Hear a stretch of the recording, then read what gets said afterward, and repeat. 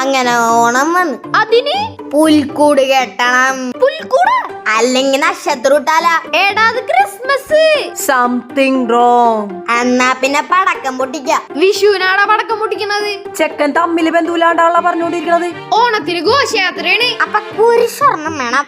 എന്തിന്? പരിഹാര പ്രശ്നല്ലേ.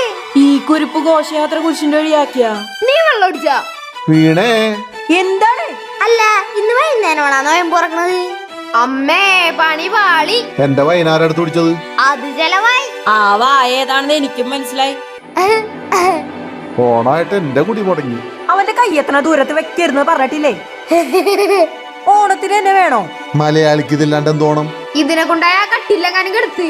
നിലാവ് കണ്ട. എന്തിനാടാ?